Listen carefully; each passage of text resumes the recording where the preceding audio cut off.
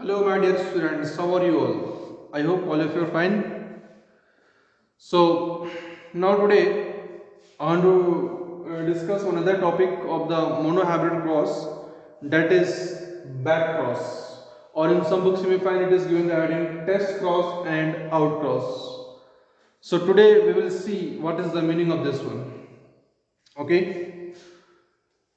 So, Mendel's monohybrid clause we have seen. In that Mendel's monohybrid clause, two laws we have seen: law of dominance and law of segregation. Then I discussed about the exceptions of law of dominance.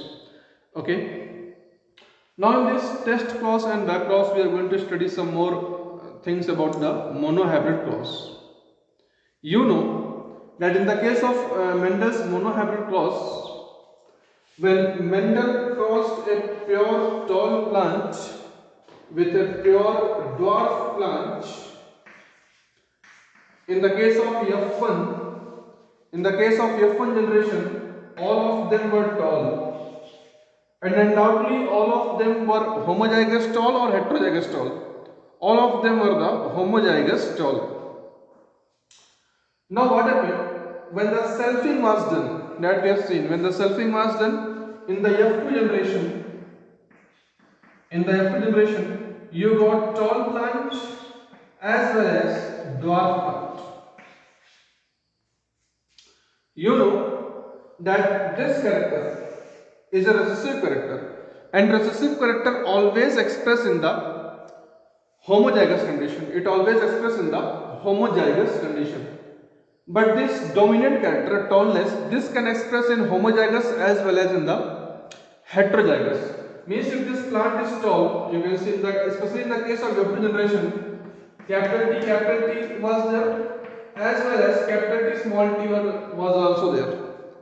But merely by seeing the plants externally, can you tell whether the plant has a genotype capital T or capital T small t? I think not. Okay, if you are going to study the genotype, we have to look at the gene level. Otherwise, merely by seeing the plant from the external character, or we can say merely seeing the plant from the outside, we cannot tell its genotype. So in this heading, we are going to see if you are going to find the genotype of a dominant phenotype. If you want to find the genotype of a dominant phenotype, then what is the method? Okay, and in this method we are not going to discuss about, means we are not going to see inside the inside the nucleus, that gene and chromosome. Means simply by crossing the plant we can find out whether the plant is homozygous dominant or heterozygous dominant. Okay, how? Let's see.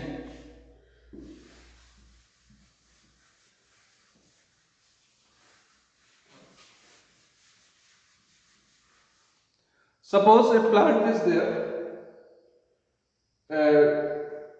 Example I am taking as a tall plant.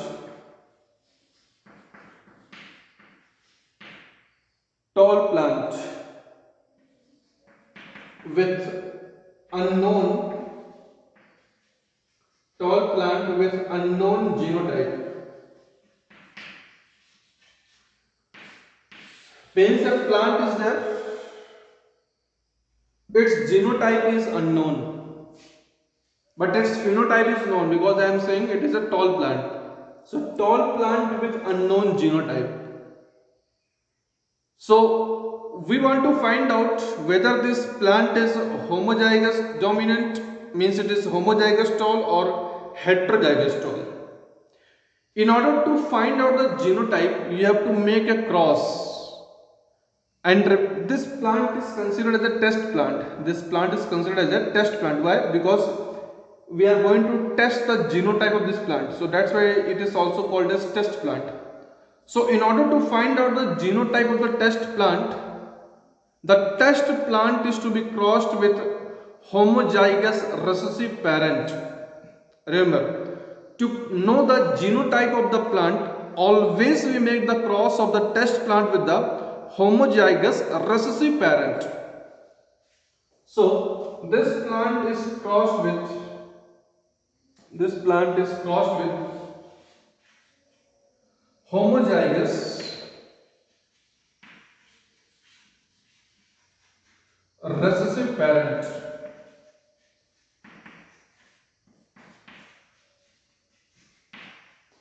Now, after the crossing with the homozygous recessive parent, two conditions will be there.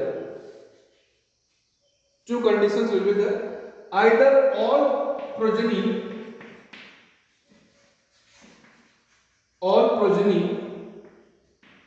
will have dominant phenotype.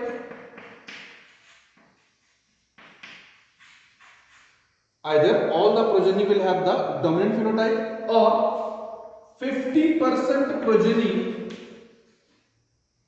50% progeny have dominant phenotype, and 50% progeny have a recessive phenotype. So only these two conditions will be there. After making the cross of test plant with the homozygous recessive parent, only two possibilities will be there. Either all the progenies will have the dominant phenotype, means all of them will be tall in the given example, or 50% of them will have the dominant phenotype and 50% of them will have the recessive phenotype. Means in the given example, 50% of the plants will be tall and 50% of the plants will be dwarf. Clear? On the basis of this progeny, on the basis of the result we get from the progeny, we may confirm that what was the genotype of the test plant. Okay? If all the progeny will have the dominant phenotype, then undoubtedly the genotype of test plant was homozygous. And if 50% of the phenotype is having if 50% of the progeny have the dominant phenotype and 50% of them is the recessive phenotype, then it have the heterozygous phenotype. Then this plant was the heterozygous phenotype. Obviously, whether it is homozygous or heterozygous, phenotype will be same. Okay, because law of dominance is applicable. But by making this cross, we can come to know whether the given plant, whether the test plant was homozygous dominant or heterozygous dominant. This is the method. This cross that is performed to know the genotype of a test plant is called as test cross. So basically, test cross is a cross which is made to know the genotype of a dominant phenotype. To know the genotype of a dominant phenotype. Why I am saying dominant phenotype? Because recessive phenotype we all know, because recessive character will always express in the homozygous condition. So its phenotype we know, but we are interested in knowing the genotype of the dominant phenotype. That's why it is called as test cross. Clear? Then what is outcross? Here you can see that cross of the test plant was done with the homozygous recessive parent. This cross is called as test cross. But suppose if it is crossed with homozygous dominant parent, means capital T, then that cross is called as outcross. And this test cross and outcross together they are called as backcross. Together they are called as backcross. Why? Because you can see the progenies are crossed with their parent. That parent can be either homozygous or parent can be either dominant parent, means pure dominant parent, or pure recessive parent. So since the cross is done in the backward direction, that's why this test cross and out cross, they are the example of the back cross. They are the example of the back cross. But in our syllabus, mainly test cross is there. Okay. Now you understand this concept with an illustration, with an example. You understand this one.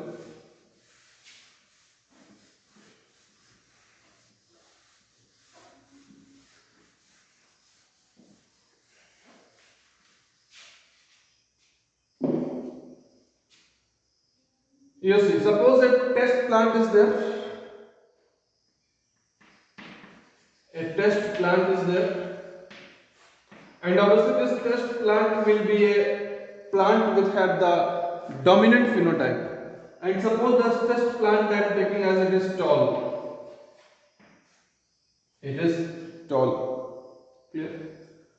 Now we don't know the genotype. We have to find the genotype, but its phenotype we know that phenotype is tall. Now what happened? Both the conditions you assume. If you cross this plant, genotype you don't know, phenotype you know. Automatic means anyway we have to cross it with the small t. Clear? Now both the conditions you have to consider that this plant can be capital T or capital T small t. Both the conditions we have to see. So in first condition I am taking this condition. So if this is the test plant, if this is the genotype of test plant and it is crossed with a small t, then what will be the Punnett square? You have to make the gametes. Gametes is very simple. Here the gametes will be small t, and here it will be capital T. So capital T, small t. So here you can see capital T small t means tall. Capital T small t, this one also tall. Capital T small t, this one also tall. And this capital T small t, this one also tall. Means if you consider that this was the genotype, what is the result?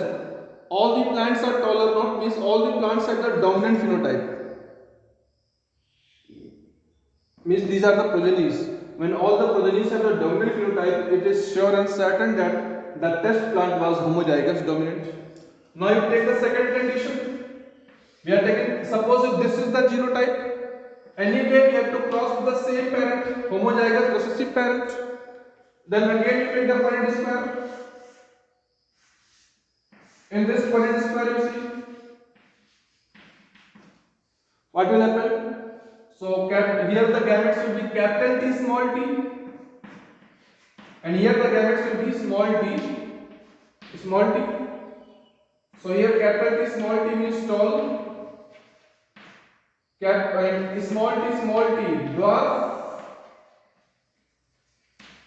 capital T small t tall, and the small t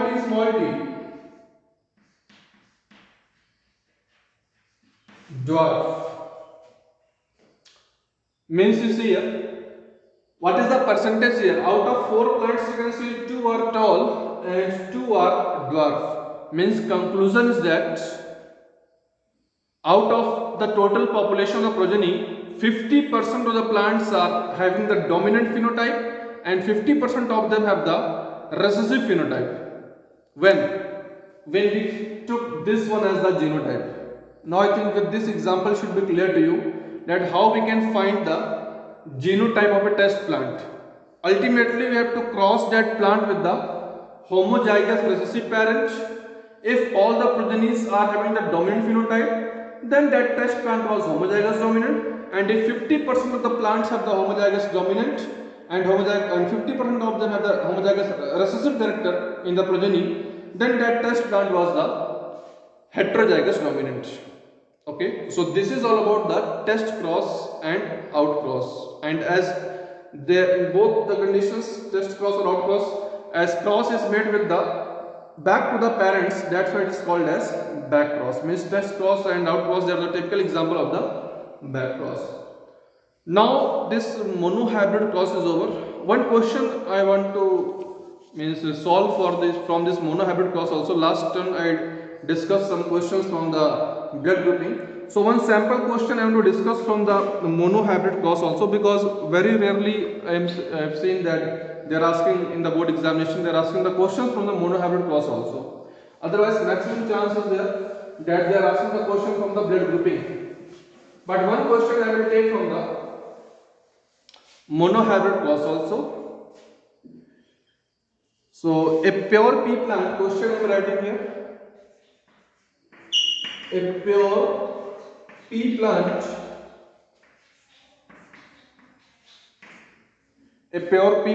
with yellow seeds with yellow seeds are crossed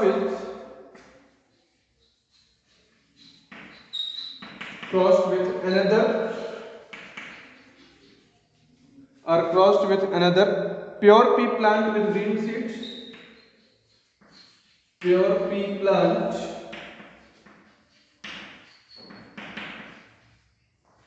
with green seed.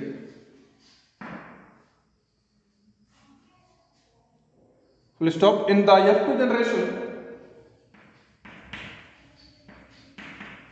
in the F2 generation, in the F2 generation, 1024 plants are present.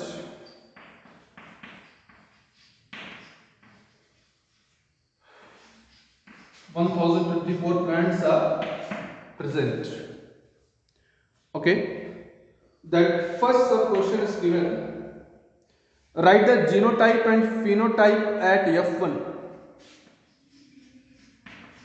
Write the genotype and phenotype at F1. Second sub question is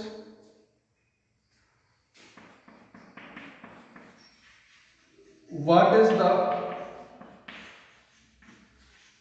genotypic and phenotypic ratio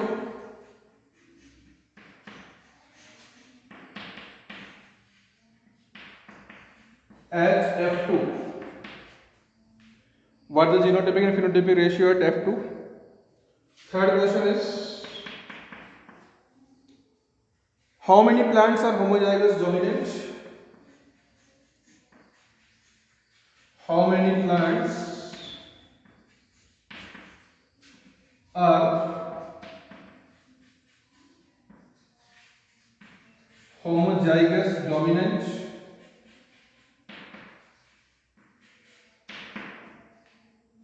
Fourth sub question is how many plants are heterozygous dominant?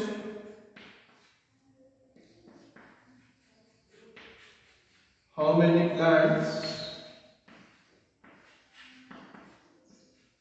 are heterozygous dominant? And last sub question for you is how many plants are heterozygous recessive?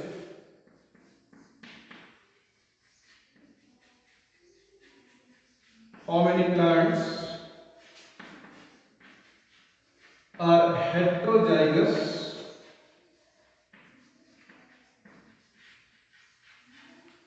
recessive? So this is the question for you. So you can see a pure pea plant with yellow seeds crossed with another pure pea plant with green seeds. Means as per the question you can see it is a question of monohybrid cross because only one character is studied and that character is the seed color. Okay. With the in the F2 generation you can see 1024 plants are there. So you have to write a genotype and phenotype at F1. Very simple question you see. Now I will solve this question for you. Hope you should have noted the question also. Okay. Yes.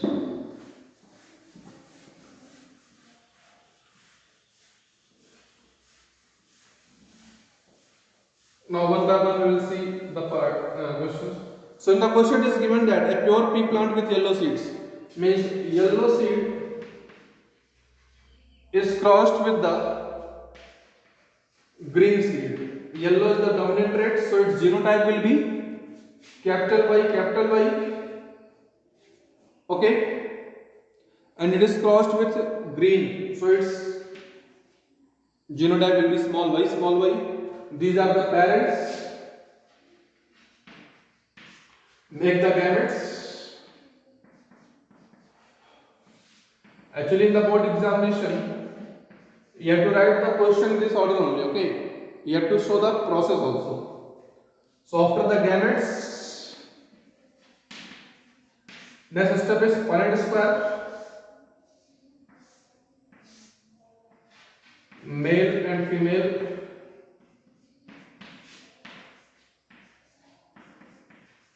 So you can see all have the similar genotype as expected. So what is the genotype at F1? Genotype at F1 is capital genotype is, in the first question answer this one only. Genotype at F1 is capital Y small y, and phenotype